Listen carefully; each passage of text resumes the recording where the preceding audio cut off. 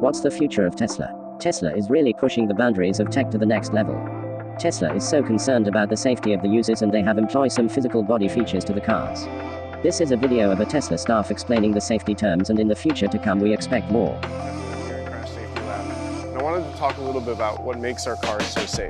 Passive safety is what happens after you get in an accident. We think about that from the beginning of a design. And what we're trying to do is absorb as much energy from whatever object you hit before it gets to the cabin.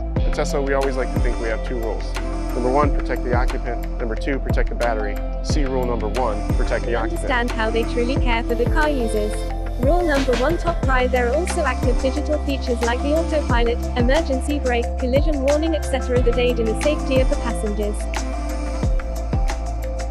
The way we do that is in the progressive nature of crash structure.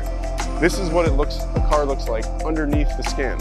You have your bumper beam, crush can, and then you have what we just debuted in Austin is our new front underbody casting. And what happens when you get into an accident is first the bumper beam crushes up, and progressively crushes up the crush can, absorbing the low speed energy under 20 miles per hour, and then we get into our casting. The design is such that the ribs at the beginning of the casting are thinner than the ones at the back, and we progressively increase them so that we have controlled crushing of the entire system as it goes up before it gets to the cabin here. But what else you'll notice is there's multiple load paths. This is a higher load path for compatibility with other vehicles on the road. Sometimes we need a lower load path if you hit a different sized object.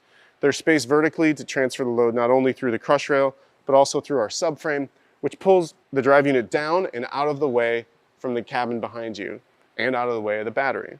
But we don't just do that in a vertical sense. We also do it laterally. Your main crush rail is great if you hit something up front, but if you hit a pole or a tree just outside that crush rail, there's nothing there to absorb an energy in most cars.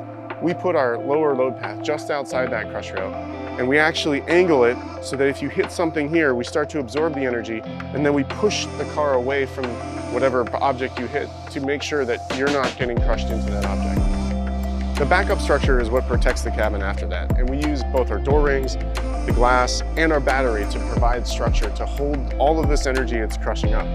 But one of the things that's unique about all of Tesla's is the battery is super low. A low center of gravity, in addition to our suspension, means our vehicles are less likely to roll over. So let's take a look at what a car looks like after a crash test and how these systems all work. So this here is actually a really special car.